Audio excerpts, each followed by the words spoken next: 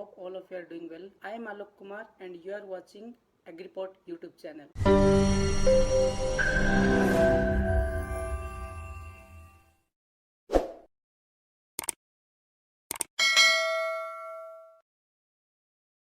One, two, three, let's go!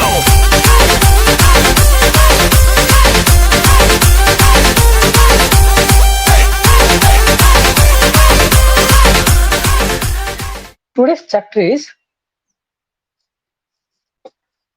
biological nitrogen fixation. So before going to biological nitrogen fixation, let's discuss some history of the biological nitrogen fixation, because whenever you are going to know some process, the history of that thing is most important. Okay, if you want to know how the human has been created, then you have to go to the history. So history is the most important thing. Okay, so let's discuss some history of the biological nitrogen fixation, how this concept came. Okay, so in the year of 1883, okay, in the year of 1883, the Boson-Gold, okay, J.B. Boson-Gold, first he observed that first he observed that the legumes crops can fix the nitrogen. Okay, J.B. Boson-Gold observed that legumes crop can fix the nitrogen, but he didn't isolate anything else. He just observed and he published some research articles. Okay, then in the year of 1886, okay, in the year of 1886, Hellriegel, okay, and Wilfart, okay, these two scientists told that the significance of nodules in legumes. Okay, they told the significance or the importance of nodules in the legume crop. Okay, they also didn't tell that which microbe is responsible for the biological nitrogen fixation. Finally, in the year of 1888, Bayesian, one scientist, he told that, or he isolated, okay, he isolated the crystal form of bacteria, and he that is called as Bacillus redicola. Okay, Bacillus redicola. Okay, after that, this name has been changed to rhizobium. Okay, so there is a question mostly comes in the exam. Bayesian isolated the bacteria, and the first name of rhizobium or the previous name of rhizobium is Bacillus radicola. Then it changed to rhizobium. So in the year of 1883, Boson-Gold, first he observed that there is the capacity of the legumes can fix the nitrogen. In the year of 1886, Hellriegel and Wilfart, they gave the significance of nodules in the legumes. Finally, in the year of 1888, Bayesian, he isolated that organism and named the Bacillus radicola. Later on, it has been changed to rhizobium. Okay, so that is the small history of biological nitrogen fixation. Then, what is the biological nitrogen fixation? Okay, so as you can see, there are three terms is there. One is biological. Okay, then nitrogen and fixation. Okay, so nitrogen only fixed in the biology of the plant, okay, or biology of anything. Okay, so biological nitrogen fixation is nothing but biological nitrogen reduction. Okay, biological nitrogen reduction by whom? By prokaryote bacteria. Prokaryote bacteria. Okay, biological nitrogen reduction by prokaryotic bacteria having a special enzyme. This bacteria has a special enzyme in their cell membrane. In their this enzyme where it is present in the cell membrane in an means where they do anaerobic medium. In an anaerobic medium. Biological nitrogen reduction occurs by prokaryotic bacteria having a special enzyme in their cell membrane in an anaerobic medium. Okay, in an anaerobic medium. So there is three question is making. Which bacteria? Prokaryotic type bacteria. Which enzyme special enzyme, that is our nitrogenase, nitrogenase, and in which medium they do? Anaerobic medium. And you remember, whatever the microorganisms are beneficial for the agriculture, they are gram negative type bacteria. They are all gram negative bacteria. Then let's see the reaction. Okay, how the nitrogen is reduced in the roots. Okay, N2 plus 16 ATP plus 8H plus 8 electron give rise to 2NH3 plus H2 plus 16 ADP plus 16 Pi. This nitrogen will be reduced. Reduced means it will accept the electron, okay, and it will convert to the NH3 ammonia. Okay, as you all know that NH3 is the primary form which is acceptable by the plant to form either amino acid, proteins, etc. Okay, whatever may be, if you are applying nitrate or ammonium, it will convert to the ammonia form, then it will be utilized by the plants. There are three types of mainly biological nitrogen fixation is there. There are mainly three types. One is symbiotic. Okay, one is symbiotic. For example, rhizobium and legume. Then second one is asymbiotic. Okay, that is azotobacter. Third one is associative. That is azospirillum. Okay, so mainly there are three type of biological nitrogen fixation. Okay, one is symbiotic, for example rhizobium and legume interaction. Next one is asymbiotic, that is free living nitrogen fixation, azotobacter and Bergerichia. Okay, so these two discovered by or isolated by Bergerichia. Okay, then associative azospirillum, it has been isolated in the year of 1977 by Dobrenet. Okay, he's a lady scientist. Okay, lady scientist in the year of 1977, he isolated this azospirillum. Okay, it is a associative nitrogen fixer mainly in cereals.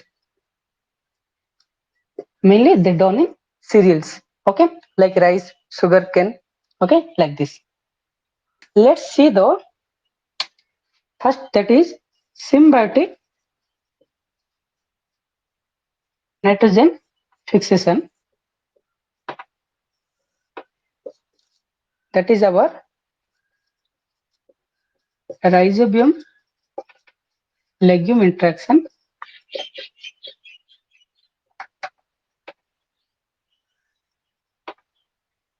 So mainly this rhizobium species are do nitrogen fixation in legume crops only. Okay, they do in legume crops only. They have the capacity to fix the nitrogen. Okay, in the legume crops only. Okay, Why legume crop? Okay, because legume crop have leg hemoglobin. Okay, those are known as oxygen scavenger, so that they can create the anaerobic condition.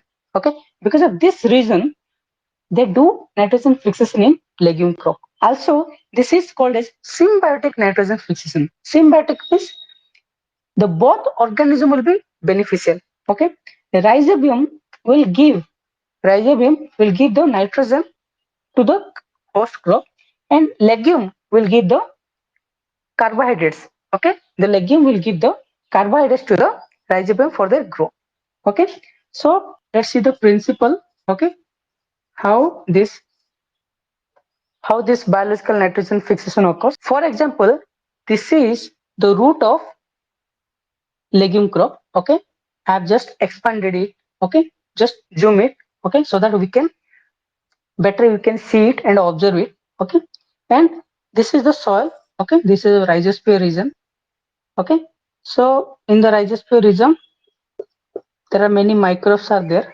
Okay, this rhizobium microbes will be also there. When this legume host crop will release, okay, when this legume host crop will release one signal, one flavonoids, flavon signal, okay, by releasing root exudates, that is nothing but polysaccharides.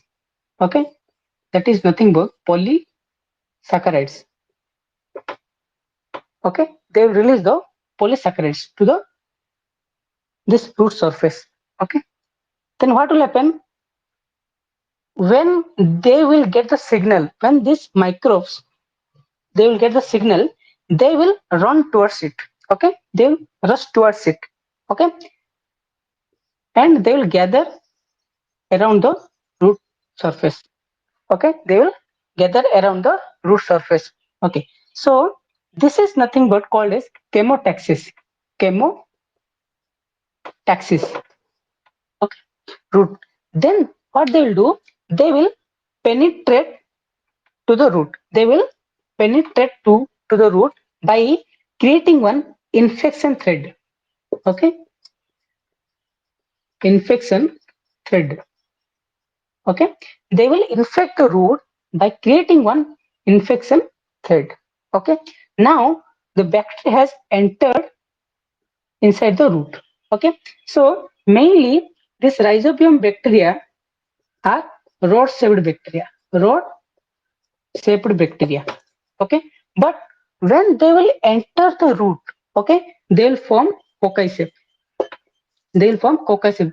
That is nothing but spherical shape. When these rod shaped bacteria will form the cocci shape bacteria, they will call it bacteroid. Okay, they will call it bacteroid. So now the bacteria are inside the root. Okay, these bacteroids contains nitrogenous enzyme in the cell membrane.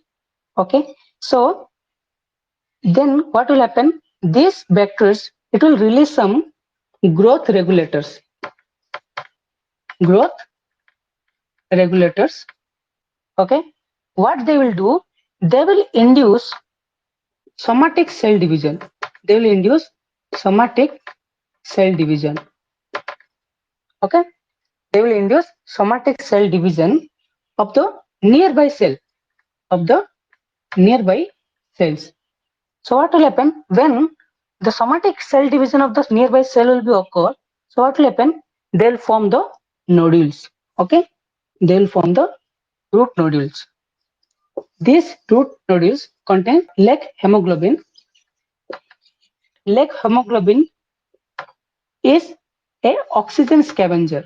Oxygen scavenger. Okay, they will reduce the oxygen quantity in the roots. Okay, they will decrease the oxygen concentration in the root. Okay, so mainly leg hemoglobin is consist of two factors. One is iron molybdenum cofactor and iron cofactor. Okay, this iron cofactor is very sensitive to oxygen. The oxygen concentration will gradually decrease and anaerobic condition will be evolve. Okay, like this, the nitrogen fixation will be occur. As you know that nitrogen is a contain triple bond. Okay, nitrogen contain triple bond. Okay, so how to break this triple bond? Okay, so it requires energy. It requires energy. Yes or no? So where this energy comes from? ATP. Where this energy comes from? By phosphorus. Okay, so phosphorus is most essential for the nitrogen fixation. Okay, phosphorus is most essential for the nitrogen fixation. Okay, when anaerobic condition will be occur, this nitrogenous enzyme will be able to fix the nitrogen. Okay, they will convert this nitrogen, atmospheric nitrogen, to the NH3, and they will supply to the plant. So mainly there are two questions mostly come. Elements which are responsible for the leg hemoglobin synthesis and constitutes. Okay, elements. Okay, those are responsible for the leg hemoglobin synthesis and constitutes. They are called as iron and copper. These two elements are most responsible for the leg hemoglobin synthesis. And elements which are associated for the nitrogen fixation: iron, molybdenum, and copper. Okay, remember one point, guys. When rhizobium is present outside the root, it doesn't fix the nitrogen. Okay, when rhizobium is present outside the root nodules, that doesn't fix the nitrogen. But when they are enter, okay, when they are inside the root nodules, then only they able to fix the nitrogen. Why? Because anaerobic condition arises here, not the outside of the roots. Okay. One more point is where that polysaccharides comes from. Okay. How these polysaccharides will be secretes or exudes from the root surface by the help of potassium. Okay. Potassium is most responsible for the translocation of polysaccharides to the roots. Okay. If there is deficient in potassium in the plant, okay, or there will be deficient the potassium in the plant or soil, okay, so this biological nitrogen fixation will be badly affected. Okay, so there are mainly 7 strains. Okay, those are responsible for the nitrogen fixation in the particular crop. So they are crop specific. Okay, they are crop specific in nature. Okay, the rhizobium strain which is responsible for the nitrogen fixation in soybean, that will not fix the nitrogen in case of clover. Okay, for the clover there will be another strain. Okay, mainly there are 7 strains. Okay, one is rhizobium leguminosarum, host group is P group, Phaezioli bean group, Japonicum soybean, Lupini lupine group, Trifoli Borsium, Meritoti Lucerne alfalfa, and rhizobium species cowpea and Arachis hypogaea. Okay, so from this part, whether you are preparing for either agronomy or soil science, no matter, and other state exam, this part is most important for every exam. Okay, from this part, one question is must in any exam. Then there are some other miscellaneous group also there. Okay, there are some other miscellaneous group is there, means other miscellaneous group. Okay, that is stem nodulating. Okay, some crops are there, those can fix nitrogen in their stem nodules. Okay, for example, Sesbania rostrata. Sesbania rostrata. Okay, this green manuring crop has capacity to fix the nitrogen in their stem nodules. Okay, so the microorganism which is responsible for the nitrogen fixation in the stem nodulation is known as azorhizobium, azorhizobium colinodans. Okay, azorhizobium colinodans. Okay, so this microorganism is responsible for the fixation of nitrogen in the Sesbania rostrata. One more thing is coming into the picture, that can all the nodules, whatever present in the roots or legume roots, fix nitrogen from the atmosphere? Yes or no? All the nodules, whatever present in the root surface, they cannot fix the nitrogen. Okay, only effective nodules will be effective nodules. Okay, only effective nodules have the capacity to fix the nitrogen. So, effective nodules means the diameter of the nodules should be 2 to 4 mm or 4 to 8 mm. Okay, and they will be less in number. They will be less in number. Okay, more than 8 mm or less than 2 mm. Okay, they will be more in number, but they are ineffective. Okay, and the center of the okay, the center of this root nodules must be pink to red in color. Pink to red in color. Okay, but the ineffective nodules, the center is a white or green. Okay, so these nodules cannot fix the nitrogen. Okay, so this is all about the biological nitrogen fixation. Okay, so from this part, one or two questions must comes in the exam. So be prepared well. Okay, all the best.